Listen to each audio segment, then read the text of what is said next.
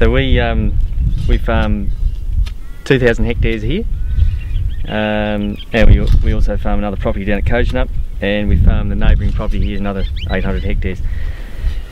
And we run merinos and crossbred, well, first cross ewes, and we grow all the crops, you know, cereals and canola and what have you. The farm's made up of hill granite country and low-lying flat country and good cropping country in between. And we try and run the high country as grazing land, the low country as grazing land, and just rotate crops through the middle. Our challenge has been this flat country, which has, well, I suppose in traditional farming we just always used subclover and superphosphate and plenty of sheep, and enjoyed doing that for 50 years when my father started doing it, and we did the same. And then I suppose after quite a few years of that, of watching things slowly get worse and the bottom line not quite doing what we wanted to do, we couldn't see the future quite as well as well, we just thought it was a bit uncertain the way we were going. We thought we had to make a change, so we started looking at the way things are done by other people and whatever around the place, and cell grazing was what we thought was a big thing to take on, and was going to solve a lot of our problems. Matching stocking rate to carrying capacity and working on your soil health. Trying to build up our soils, I guess, is a key for this, trying to increase the water holding capacity of our soils. Our soils are fairly shallow duplex soils, and they just can't hold any water, so you know, a rain at one point of the year doesn't necessarily benefit you later, whereas if you can start building those soils up, then I think as far as climate change and sustainability of your farm, that's a key to the future. And also we were wanting the system to just be more healthy and fight its own battles.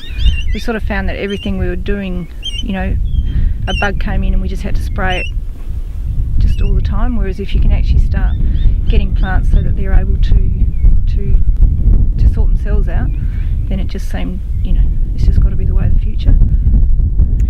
Yeah, and it's you know, the mineral cycle, water cycle, and the energy flow, those three things which they cell grazing go on about, it just makes all sense. If you get all those things right, you've got to be making more money, because they're your resources that don't cost you anything.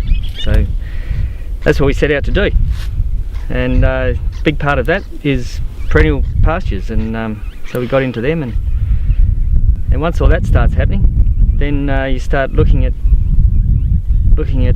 trying to get nutrient cycling happening naturally, and we were having, you know, problems with lots of dead material not breaking down and all this sort of stuff, and then you sort of get introduced to people selling things that supposedly are going to do wonderful things for your soil and all that, and there's a whole minefield of things out there to do, and as a farmer you can get awfully confused about it all and not really know where to go. And so that was when our project really started here, where we really wanted to look at what cell grazing and biological fertilisers are going to do to our soil health and just try and get some measures in the soil to see whether we can map a difference, so we can feel pretty confident about what we're doing, because it gets pretty confusing out there. The other thing is that perennial pastures, we had a paradigm that we couldn't grow perennial pastures here, and it's certainly been challenging. It's a whole system. It's a grazing system. You don't just stick a pasture in and then grow it. You've got to, you know, you've got to prepare your soil, you've got to graze it properly, you've got to give it its rest and all that sort of stuff. So it's kind of not something that you just do on a whim. It's something that you give a lot of thought to.